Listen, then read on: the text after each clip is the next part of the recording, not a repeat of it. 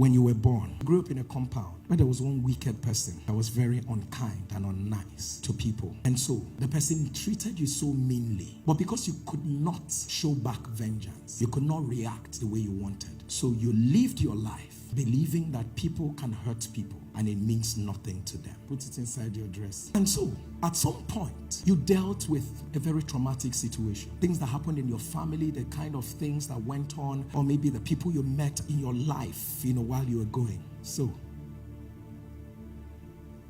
you got into relationships and you began to experience too many heartbreaking. You saw people lie. You saw people take others for granted. You dealt with clients and you saw that how people can take other people's money and it doesn't bother them. And then you go like, wow, is that the way the world is? And somehow something snaps in you.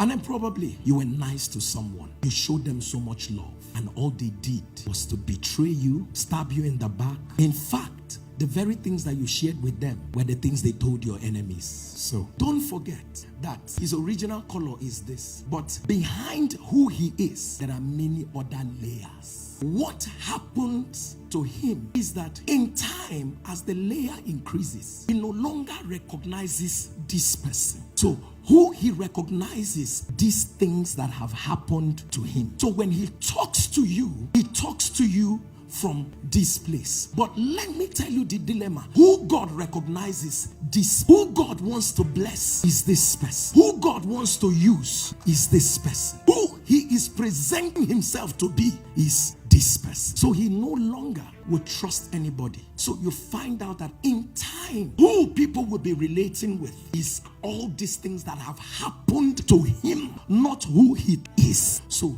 this person is going to make mistakes because right now he's not dealing with one layer, he's dealing with different layers. He doesn't know who he is. He wakes up one morning and thinks that everybody is a betrayer. He wakes up one morning and begins to blame himself and tells himself, because I am not giving a lot. So she or he begins to give a lot to people and people of God. The more he gives to the wrong people, the more they raise this thing. If she gets into a relationship, she begs to be loved. She gets into relationship. She can bring down all the standards. Everything just shall let me be associated with you. She hangs out with people. She needs them to validate her. So every day all she's seeking is validate me, validate me. She's beautiful, but she never believes it until someone says it. She probably will buy what she doesn't need in order to please people who don't like her. And so she's constantly desiring someone else to applaud her. Her best days are days when people say you look okay. Her best days are the days when people say